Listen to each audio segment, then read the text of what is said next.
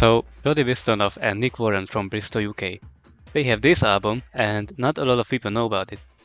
Which is why I'm doing this. Way more people should know about it.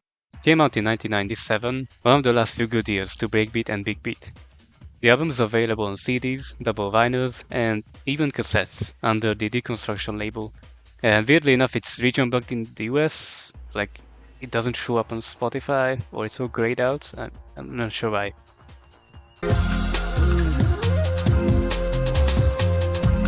One parallel that I could draw, unless you know Hybrid, is with Underworld. If you don't know who they are either, they make techno music with dance flavors, aka their songs are generally long and like to build on themselves. As the songs go on, more and more layers and stuff get introduced. One might even call them progressive techno.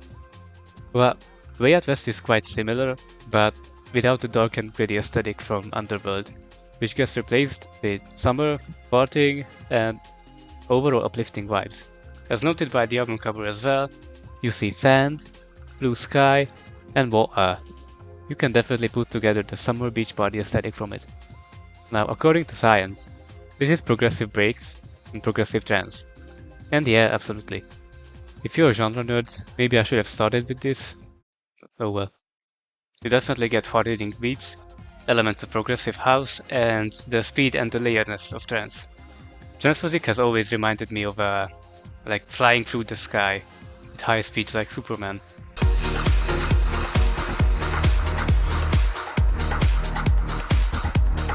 I definitely get that vibe from this album as well, which is definitely a plus, for me personally.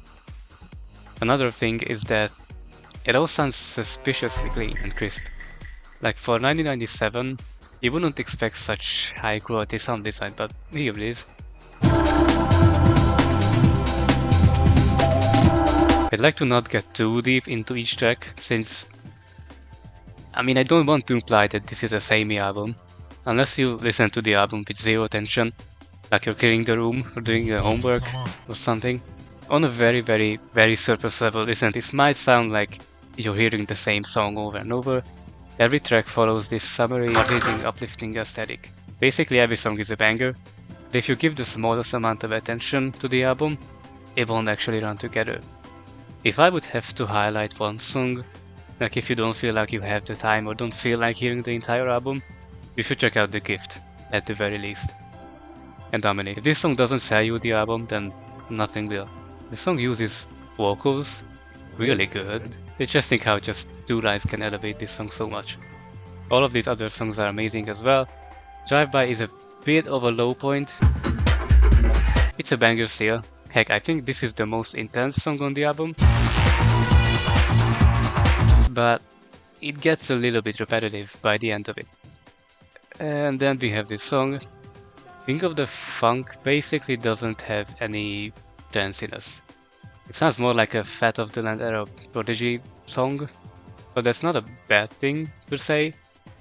Like in a vacuum, this song is great. It by itself it works, it's still a banger, it's cool, but it is a bit out of place. But at least it's not 10 tons of dope level out of place. Here's how I would rate the tracks if anyone's wondering.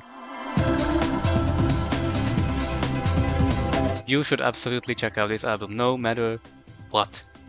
And especially if you like Underworld, Hybrid, I guess BT, and if you like to dance.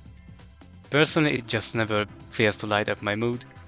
It's an easy album to put on, so good replay value. I'd give it a strong 9 out of 10. I don't usually use decimal points. And as of recording, the elegant number 29 spot on my Topsters. Anyways, bye.